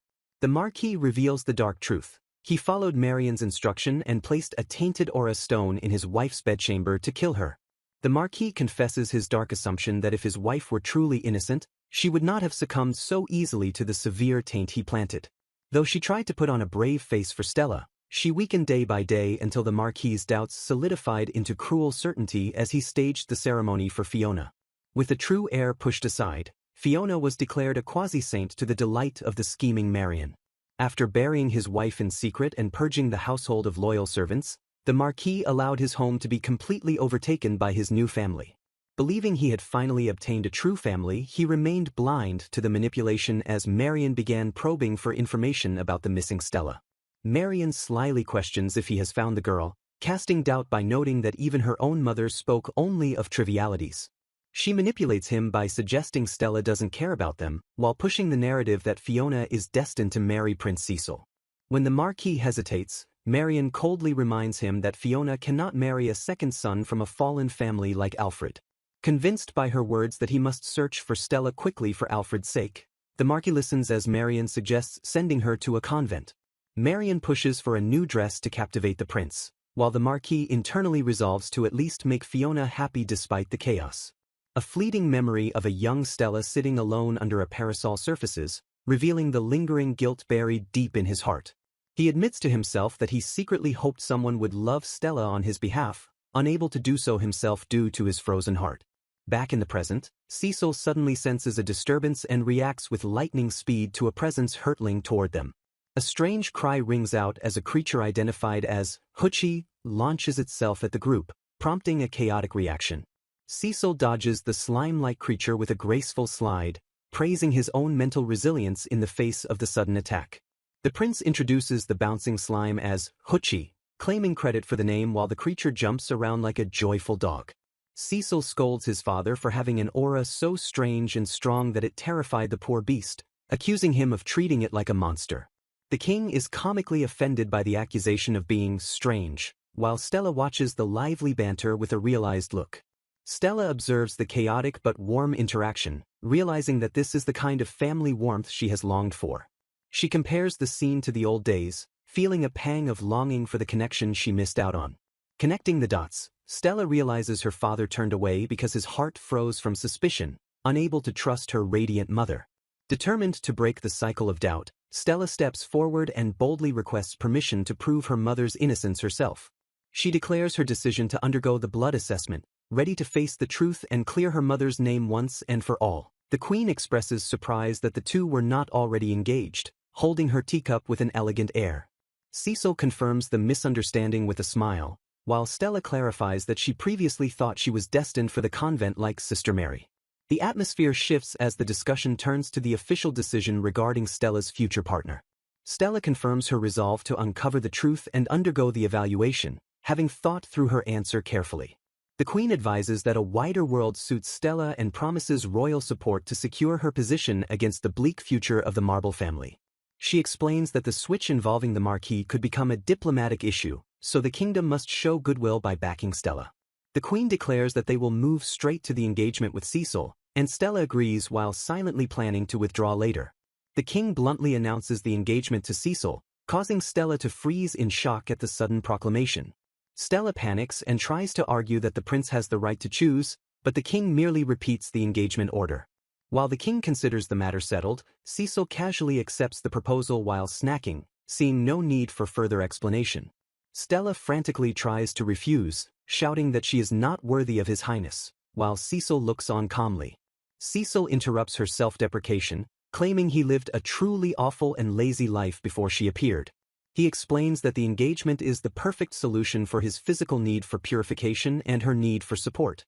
The king joyfully outlines the next steps, prioritizing Stella's evaluation followed by preparations for Cecil's noble title.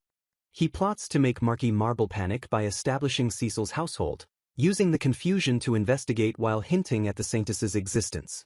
In a sudden whim, the king decides that the round bird Ranran will live in the royal palace. He designates the Grand Hall as the creature's temporary home, declaring it a sacred zone for the holy beast. Cecil agrees with the arrangement, noting that a holy beast and a sacred zone must naturally be together. The prince decides to explain the full details of the sacred zone to his parents later. Stella is thrilled by the exciting mission to cleanse the royal palace and turn it into a sacred zone. The meeting concludes with the king noting they went against the queen's advice, and the group prepares to execute their plan. Elsewhere, Marion mocks Cecil's lack of power while enjoying tea with the Marquis. Cecil suddenly interrupts their conversation, declaring that while he lacks authority, he can still act spoiled and get what he wants. Marion scoffs at their delicate position, noting they have noble blood but no actual power to move organizations. Under the night sky, Stella stands on the balcony with Ranran, reflecting on the tumultuous events of the day. The day was filled with noise and upheaval, from the discovery of the sacred zone to the sudden engagement. Stella smiles at Ranran, happy that the little creature found a new home and something to be joyful about. Cecil climbs up to join her, struggling slightly against the strong wind as he makes his appearance. They share a refreshing moment in the breeze, questioning the reality of their sudden engagement to one another. Stella rationalizes that it is merely a political arrangement and vows not to let it become a burden on his life. She apologizes for her complicated circumstances and suggests they can annul the engagement when the time is right. Cecil firmly rejects her suggestion, stating that he agreed solely because it concerns her and that circumstances do not matter. He reflects that while his solitary life was comfortable, his current life is better, comparing his own special circumstances as a prince to hers. Cecil confesses that he used to spend his days killing time until she arrived and ended that empty existence. He gazes at her intensely and asks if she would truly have been content with someone like him. With sincere eyes, Cecil tells her that he genuinely wishes for her happiness above all else. He questions his own suitability for her, admitting that he also desires her happiness. Cecil reveals that ever since her first smile, his only thought has been how to see that expression again. He confesses that every night he spends with her makes him look forward to the next day. Kissing her hand with deep affection, Cecil formally proposes and asks Stella to marry him. Stella questions the reality of the moment, wondering if she can truly trust Cecil's proposal to be her family. Haunted by her parents' rejection, she internally asks if she is even allowed to love someone with a heart they refuse to accept. Cecil gently takes her hand, his touch breaking through her hesitation as the concept of love begins to materialize between them. With vulnerability, Cecil explicitly declares that he wants to be loved by Stella, laying his desires bare. Overwhelmed by his confession, Stella dissolves into tears, her eyes wide with a mix of disbelief and dawning hope. Cecil presses for her answer, admitting that he has been searching for someone to accept him and hear those words for a long time. Silence hangs in the air for a moment before Stella finally whispers her acceptance. Cecil vows that one day he will become her true family, solidifying the promise of their future together. Ranran the holy beast chirps his agreement from the sidelines, adding a light-hearted seal of approval to the heavy moment. The scene shifts to the grandeur of the royal palace, where Stella stares up in awe at the magnificent architecture. Cecil proudly shows off the main hall, explaining that this is where they hold balls and evening parties. He reveals blueprints for Ranran's new home, planning to build a hanging tree-style house near the back door. Stella points out that this is completely different from the tower room, but Cecil charmingly asks to borrow a little of her help to make it happen. The Queen arrives to oversee the operation, telling them to proceed safely as she prepares to observe the cleaning ritual. Eager to witness the construction of a sacred zone, the Queen watches as Stella begins the purification process with vigor. Stella scrubs the environment with intense energy, her cleaning movements creating a sparkling effect around the room. She proudly announces that the area swept with her broom has successfully transformed into a full sacred zone. Stella realizes that bonding is now possible within this purified space, marking a significant step in her powers. The Queen notices a shift in Stella's demeanor and asks what is wrong as the maid stands frozen. Surrounded by a glowing aura, Stella enters a trance and asks the Queen if she knows the true meaning of bonding. A shockwave erupts as Stella reveals she can make the holy beast use her skills, startling the Queen. The Queen realizes Stella's level has risen, allowing her to create a sacred zone single-handedly through her connection with the beast. Stella surrenders to the flow of power, seemingly addressing a presence named Huchi as she begins to enjoy the escalating magic. The magic spirals out of control as Stella collapses, while a dark, web-like substance appears on the ceiling which catches her attention. Cecil catches Stella as she falls, and she whispers that her body won't move, her eyes fixed on the mysterious anomaly above. Stella awakens from her faint to find herself staring into the worried face of Prince Cecil. The royal family breathes a collective sigh of relief as Stella regains consciousness, urged not to strain herself immediately. Disoriented, Stella mistakes the sensation beneath her hand for a bed, only to realize she is touching Hoochie the slime. A jolt of shock runs through Stella when she discovers she is actually lying on top of His Highness, Prince Cecil. The king explains that due to their shared body connection, the miasma gathered around Cecil the moment he moved away, causing him to collapse. While the king teases them about sharing a bed, the queen reprimands Stella for dangerously overusing a skill that drains her stamina and mind. Cecil reassures everyone that he only suffered a minor bruise, but the focus shifts to converting the hall into a sanctuary for Ran before the herbalist arrives. Lady Kelly, a woman with long dark hair, arrives at the palace in response to the summons. Introduced as the half-saint with the herbalist skill, Kelly greets the royal family, noting it has been a long time since they last met. Kelly apologizes for any delay caused by her shortcomings, while Stella frantically introduces herself as merely Cecil's maid. Cecil immediately corrects the introduction, declaring Stella is his fiancée and asking Kelly to befriend her, which leaves the herbalist in shock. Overjoyed by the news, Kelly celebrates the romance between royalty and a servant, though the queen notes the engagement is still fresh and secret. Cecil explains that Stella fainted from skill overuse, prompting Kelly to notice Stella's injury and insist on treating it immediately. Kelly produces a special potion that treats all wounds and provides invigorating effects, proudly presenting her special brew. Despite the ominous appearance of the bottle, Kelly urges Stella to drink it all at once for the best effect. Stella chokes down the liquid, which shifts from bitter to sweet, instantly curing her back pain and vanishing her exhaustion. Kelly notices the magical beasts nearby, while Cecil politely declines a dose of the precious potion for himself. Cecil introduces Hoochie as a slime-type beast and Ran, explaining that both creatures were purified by Stella. Kelly is left in awe, staring at the purified creatures with wide eyes. The realization hits Kelly that Stella performed purification on magical beasts, a feat that stuns her. Trembling with realization, Kelly concludes that Stella must be the true saint the kingdom has been waiting for. Cecil confirms her suspicion, stating that circumstances forced them to hide it, but they will now present her publicly as his fiancée. Kelly feels a sense of déjà vu but expresses joy, realizing Cecil's recent health recovery is due to the true saint's power. Stella humbles herself by admitting she needs support, and Kelly clasps her hands, sharing that she too is inexperienced despite being a saint. Recognition dawns on Kelly as she realizes Stella is the daughter of the Marble family who attended the tea party. Kelly offers a prayer for Stella's future happiness, claiming to understand the hardships she has faced. Caught up in the romance, Kelly dramatically describes their lives as a fairy tale of an unfortunate girl and an unfortunate prince, much to Cecil's annoyance. The conversation shifts to a crisis as Kelly reveals a severe shortage of ingredients for her potions. She explains that miasma is thickening in the fields, causing crops to struggle and magical beasts to run rampant. To repay the debt for the potion, Stella boldly offers to purify Kelly's entire herb farm. Delighted by the offer, Kelly suggests they turn the visit into a tea party, and Stella eagerly accepts. Kelly reveals her hobby is cooking sweets, asking Stella what she prefers, which excites the new fiancé. The men watch the two girls bonding rapidly, seemingly exhausted by the sudden high energy.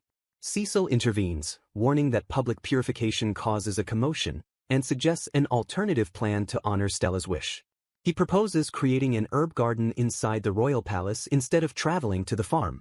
The king points out a site that also serves as the location for Ran's house, making the bird a guardian for the herbs. A squirrel-shaped magical beast is spotted hiding inside a tree trunk near the proposed site. The king suggests this is the perfect opportunity for Stella to demonstrate her purification skills to Kelly. Cecil proposes using Ran to help catch the creature, though they puzzle over the logistics of the capture. Cecil reveals that Stella can make sacred beasts use her skills via a bond, leaving Stella completely confused about what that term actually means.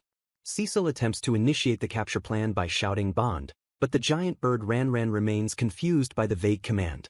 With a decisive shout of "Go!" the prince sends the giant bird charging forward to intercept their target. The plan succeeds instantly as Ran swoops down, snatching the magical beast in its beak with a growl. Ran puffs its feathers into a massive ball to secure the capture, while the group coos over the trapped creature's cuteness. The king recoils in shock, his face comically squashed by the sudden gust of wind generated by the bird's movements. Stella thanks the bird for its hard work and immediately prepares to convert the captured animal into a sacred beast. Cecil holds the struggling squirrel firmly in his hands, presenting it to Stella so she can perform the purification ritual. The king tries to coach them by shouting destruction, but Cecil snaps at him to shut up for breaking his concentration. Ignoring his son, the king continues to distract them with bizarre breathing exercises and made-up technique names. Cecil initiates reconstruction, while Stella casts purification, their powers combining to transform the creature.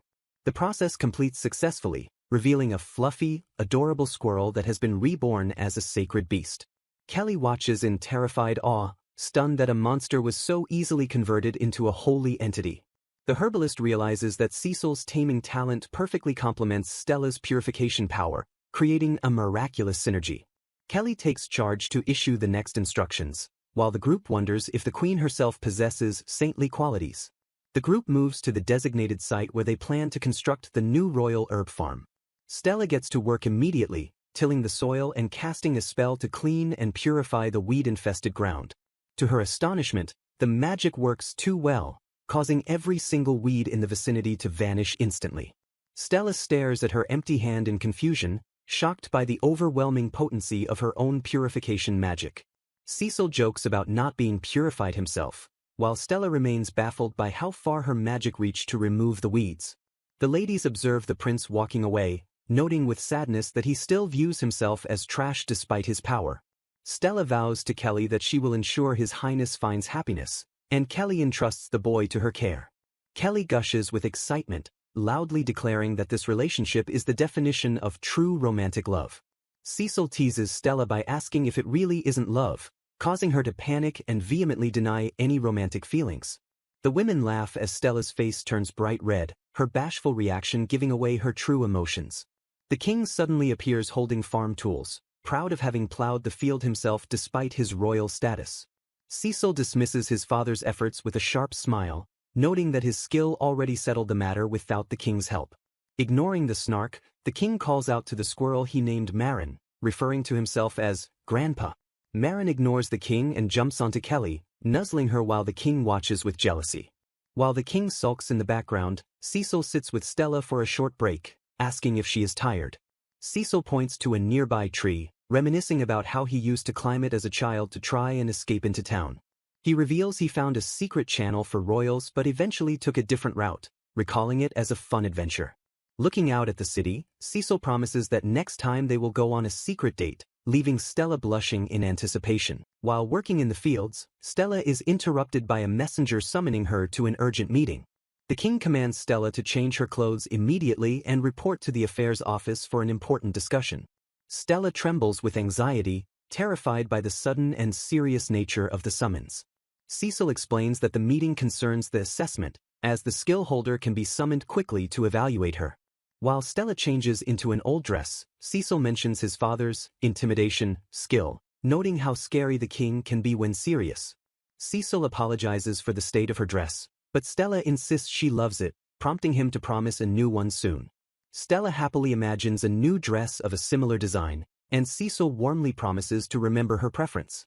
As they walk down the corridor, Stella steels herself for the moment her family connection to her father will finally be revealed.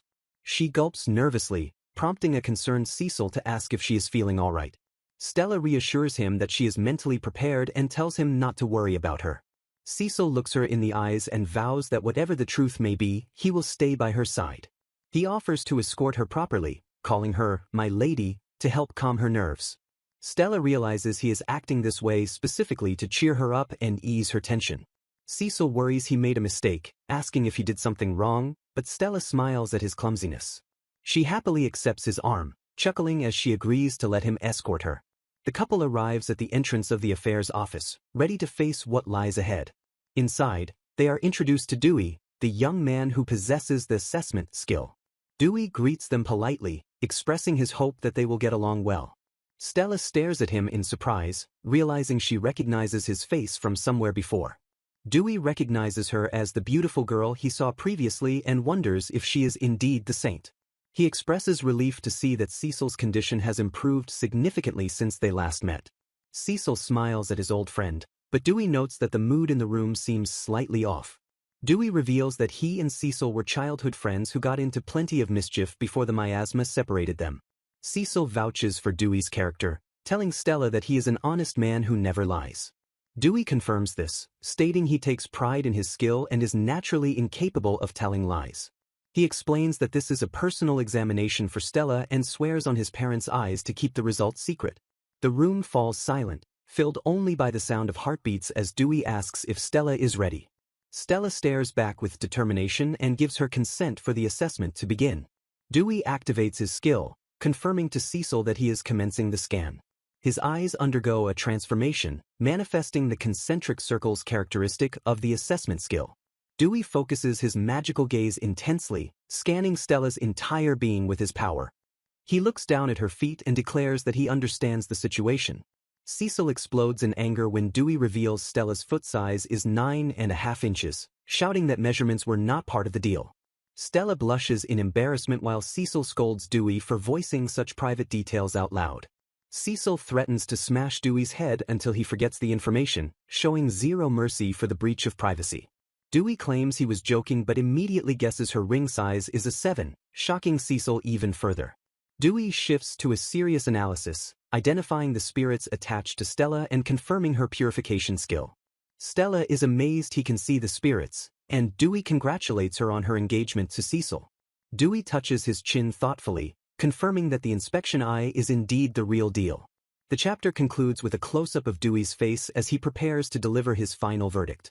Dewey drops the name Radis Marble, causing Stella to freeze in shock as she recognizes the name of her estranged father. Swearing on his very soul that he speaks the truth, the assessor confirms that Stella is indeed the legendary saint the world has been waiting for.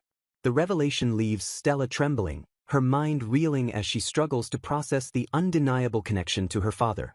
She sits in stunned silence, finally understanding that her father was truly her blood, a reality that reshapes her entire understanding of their past. A gentle touch brings her back to the present, and a wave of pure joy begins to wash over her as the truth sinks in. Tears stream down Stella's face as she accepts her identity, her voice trembling with a mixture of relief and overwhelming emotion. Despite the happiness radiating from her, a shadow remains as she grapples with the lingering confusion of why her father hated her if they were truly related. Dewey thanks her for her cooperation and affectionately asks the saint to look after Cecil, whom he considers a younger brother. Stella beams with a radiant smile, promising without hesitation that she will take good care of the prince.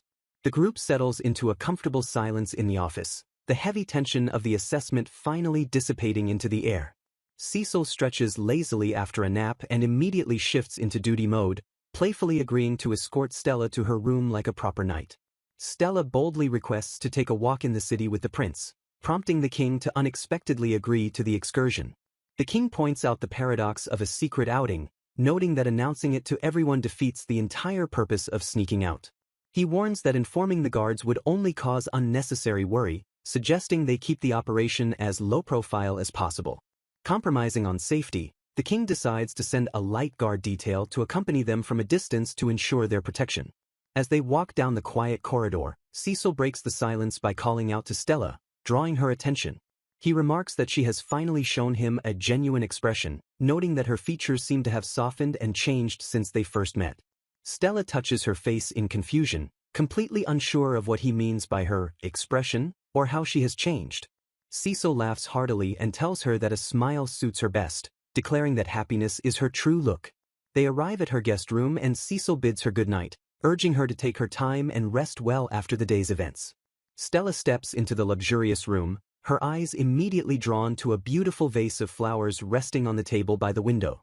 She collapses onto the soft bed, staring up at the ceiling as the exhaustion and emotions of the day begin to wash over her.